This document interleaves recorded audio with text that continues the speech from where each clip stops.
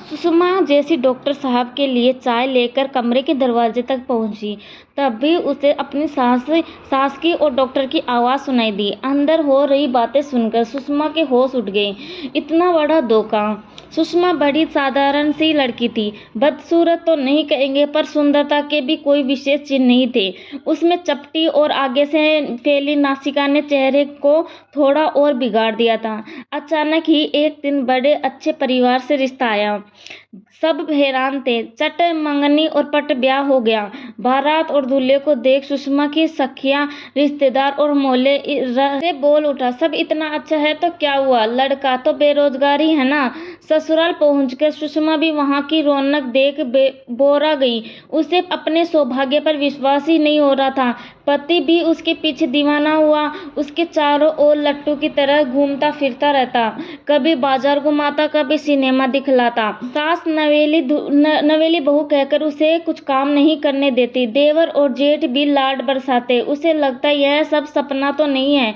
हाँ, 2 पुत्रियों की माता उसकी जेठानी और जरूर थोड़ी उखड़ी रहती, पर वह रसोई और बेटियों में ही ज्यादा उलझी रहती। कभी उनकी दोनों प्यारी प्यारी बेटियां छोटी माँ करती हुई उसके पास पहुंच जाती। ऐसे में एक दिन जेठानी भी उसके पीछे पीछे उसके कमरे में आ गई। कुछ अजीब सी दृष्टि से देखती हुई बोल पड़ी, क्यों जी, दिन भर कमरे में जी नहीं घबराता? जानती हो, वह कुछ कहना चाह रही थी। अभी जेठानी की बात अधूरी थी, तभी उस सास कमरे में पहुंच गई। बड़ी नाराजगी से बड़ी बहू से कहने लगी, सुषमा को परेशान ना करो, नई बहू है, हाथों की मेहंदी भी नहीं छूटी है। घर के काम में इससे सेवा महीने तक नहीं करवाऊंगी। यह तुम्हारे जैसे बड़े घर की नहीं है, पर मुन्ना की पसंद है। सुषमा का दिल सास पर बड़पन देकर भर आया। नाग पंचमी का दिन था। सुषमा पति के साथ मंदिर से लौटते समय गोलगप्पे खाने और सावन के रिमझिम बुहार में भीगते पति को भी खींच लाई। जब गाना गुनगुनाते अध भीगे कपड़ों में सुषमा ने घर में प्रवेश किया, तब भी सास गरज उठी, यह क्या किया? पानी में भीगने से मुन्ना की तबीयत खराब हो जाती है। वे दवा का डब्बा उठा लाई, जल्दी कुछ दवाइयाँ देने लगी। सुषमा हैरान थी, जरा सा भी भीगने से सासू माँ इतना नाराज क्यों हो गई? शाम होते ही उसके पति को तेज पेट दर्द और ज्वर हो गया। सास उससे बड़ी नाराज थी। पारिवारिक उम्र दराज डॉक्टर आए। वह डॉक्टर साहब के लिए चाय लेकर कमरे के द्वार पर पहुंची। अंदर हो रही बातें सुनकर सन्न रह गई। डॉक्टर सास से धीमी आवाज में कह रहे थे, लास्ट स्टेज में यह बदपरहेजी ठीक नहीं है। आपको मैंने इसकी शादी करने से भी रोका था। सुषमा के आंखों के सामने अंधेरा छाने लगा जैसे चक्कर खाकर गिर जाएगी। तभी न जाने कहां से आकर जेठानी ने उसे सहारा दिया, उसे बगल के कमरे में खींचकर ले गई। उन्होंने फुसफुसाते हुए बताया, उसके पति को कैंसर है। इस बात को छिपाकर उससे विवाह करवाया गया ताकि उसका पति मरने से पहले गृहस्थ सुख भोग ले। सास ने सिर्फ अपने बेटे के बारे में सोचा, पर उसका क्या होगा पति से? उसे वितृष्णा होने लगी। ऐसे सुख की क्या लालसा जिसमें दूसरे को सिर्फ भोग्य समझे जाए। तभी सास उसे पुकारती हुई आई, सुषमा, तुम्हें मुन्ना बुला रहे हैं, जल्दी चलो। वह भारी मन से कमरे के द्वार पर आ खड़ी हुई। बिस्तर पर उसका पति जल बिन मछली की तरह तड़प रहा था। पीड़ा से होठ हिले पड़े गए थे। सुषमा ने कभी मौत को इतने करीब से नहीं देखा था। घबराहट से उसके कदम वहीं थम गए। तभी अचानक उसके पति का शरीर पीड़ा से एढ़ हो गया और आंखों की पुतलियां पलट गईं। सास जलती नजरों से उसे देखकर बूंदा उठी। भाग्यहीन मनहूस मेरे बेटे को खा गई। उससे लाड करने वाला ससुराल और उससे प्यार से पान के पत्ते जैसा फेरने वाली सास पल भर में बदल गए। सास हर समय कुछ न कुछ उलझना देती रहती। सुषमा प्रस्तर पाषाण प्रतिमा बनकर रह गई। उसके बाद सुषमा को कुछ शुद्ध न रहा। सास ने ठीक 13वीं के दिन सफेद साड़ी में सारे गहने उतरवाकर घर के पुराने डॉक्टर के साथ उसे उसके मायके भेज दिया। सुषमा की माँ ने दरवाजा खोला। सुषमा द्वार पर वेदव्य बोझ से सिर झुकाए खड़ी थी। वह सचमुच पत्थर बन गई थी। वह पूरा दिन किसी अंधेरे कोने में बैठी रहती। सास के कहे शब्द उसके मन मस्तिष्क जैसे नाचते रहते। भाग्यहीन मनहूस उसका पूरा परिवार सदमे में था। तभी एक और झटका लगा। पता चला सुषमा माँ बनने वाली है। तब सुषमा के पिता ने कमर कस लिया। वैसे ही हालत में ही सुषमा का दाखिल तुरंत नर्सिंग की पढ़ाई के लिए पैरामेडिकल कॉलेज में करवा दिया।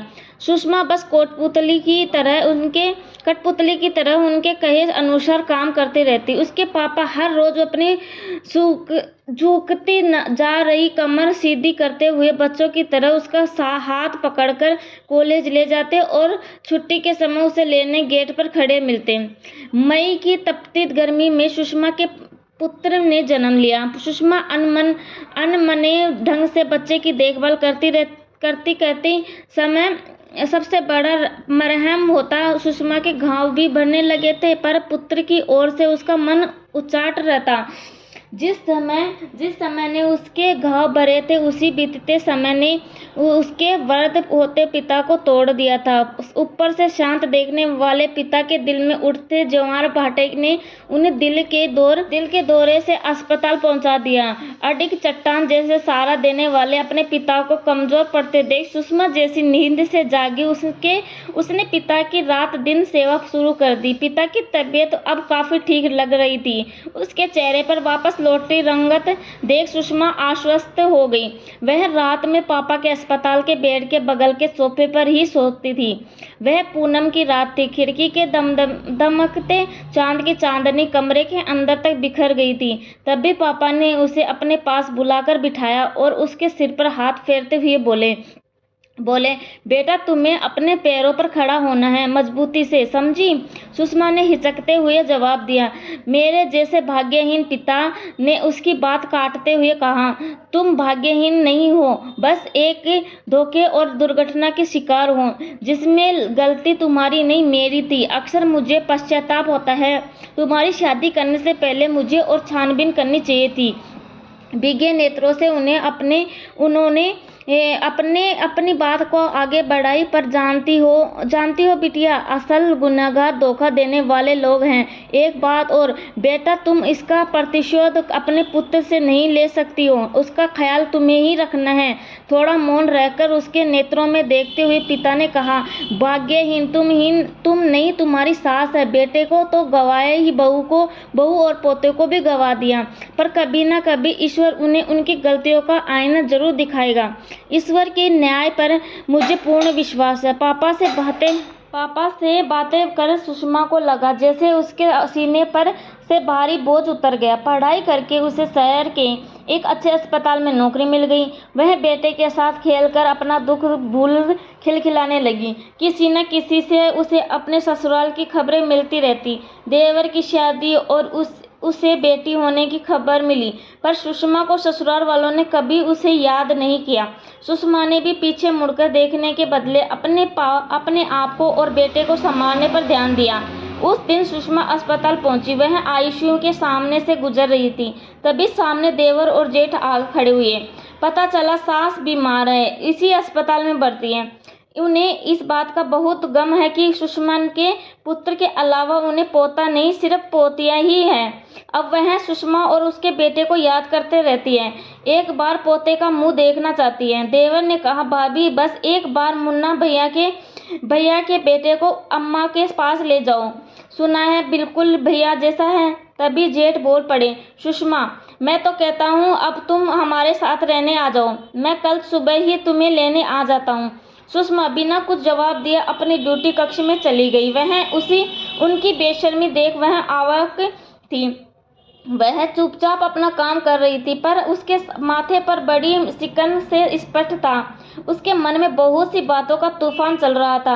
वह सोच रही थी, पहले तो उसे खिलौना समझकर मरना सन पुत्र की कामना पूरी करने के लिए धोखे से विवाह करवाया, बाद में दूध में पड़ी मक्खी की तरह फेंक दिया। आज अपनी पोत्रियों को पौत्र के कम से आका जा रहा है, क्योंकि वे लड़कियां हैं। अच्छा है वह आज ऐसे परिवार का हिस्सा नहीं है। क्या उसके पुत्र को ऐसे लोगों के साथ रखकर उन जैसा बनने देना चाहिए? बिल्कुल नहीं, वह ऐसा नहीं होने देगी। मन ही मन उसने कुछ निर्णय लिया। घर जाने से पहले उसने ड्यूटी की अर्जी दी। उसी रात वह ट्रेन से बेटे को लेकर निकट के दूसरे शहर चली गई। वहां के अच्छे बोर्डिंग स्कूल में बेटे का नाम लिखवा दिया। काफी समय से बेटे का दाखिला इस स्कूल में करवाने का मन बना रही थी। वह 3-4 दिनों के बाद वापस घर लौटी। अगले दिन अस्पताल के सामने ही देवर मिल गया। उसे देखकर लपटता हुआ आया और बोल पड़ा, भाभी, अम्मा की तबीयत और बिगड़ गई है। आप कहाँ थी? सुषमा चुपचाप हैंड मेंटल के कमरे में अपनी ड्यूटी मालूम करने चली गई। उस दिन उसकी ड्यूटी उसके सास के कमरे में थी। वह कमरे में जाकर दवाइयाँ देने लगी। सास उसके बेटे के बारे में पूछने लगी। सुषमा ने शालीनता से कहा, ईश्वर ने आपके घर इतनी कन्याओं को इसलिए भेजा है ताकि आप उनका सम्मान करें। जब तक आप यह नहीं सीखेंगे तब तक आप अपने इकलौते पौत्र का मुंह नहीं देख सकती।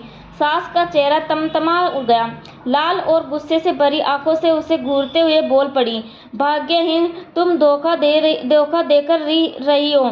मेरे पौत्र को छुपाकर नहीं रख सकती हो। तुम्हारे जैसे मामूली लड़की की औकात नहीं थी मेरे घर की बहू बनने की। सुषमा ने उसकी बात बीच में काटते हुए कहा, भाग्यहीन मैं नहीं, आप हैं। सब पाकर भी खो दिया। आपने मुझे धोखा दिया, पर भगवान को धोखा दे पाई क्या? भगवान को धोखा दे पाई क्या? आपको क्या लगता है एक सामान्य और मामूली लड़की का दिल नहीं होता है? उसे दुख तकलीफ की अनुभूति नहीं होती? एक बात और है, देखिए आज आपको मेरे जैसी मामूली लड़की के सामने इतना अनुनय विनय करना पड़ रहा है। अगली सुबह सास के कमरे में आगे भीड़ देख तेज कदमों से वहां पहुंची। पता चला अभी दिल का दौरा पड़ने से सास गुजर गई। पास खड़े अस्पताल के वार्ड बॉय कहते हुए सुना, दिल की मरीज थी। कितनी बार डॉक्टर साहब ने इन्हें शांत रहने की सलाह दी थी, अभी भी ये अपनी बहुओं को बेटा न पैदा करने के लिए जोर से कोस रही थी। उससे ही दिल तेज का दौरा पड़ा। सुषमा ने पापा को फोन करके सास के गुजरने की खबर दी। वह ऑफिस में माथे पर हाथ रखे बैठी सोच में डूबी थी। पुत्र से भेंट ना कराकर उसने गलती कर दी क्या? तभी पीछे से पापा की आवाज आई, सुषमा, जिसके पास सब कुछ होकर भी खुश ना रहो, यह नियति है, यह ईश्वर की मर्जी है और न्याय है। तो दोस्तों, सुषमा ने अपनी सास को अपने बेटे से नहीं मिलाकर सही किया या गलत? अपनी राय कमेंट बॉक्स में जरूर लिख दीजिएगा और वीडियो को लाइक, शेयर और सब्सक्राइब कर दीजिएगा। थैंक यू, धन्यवाद। इमोशनल हिंदी में आपका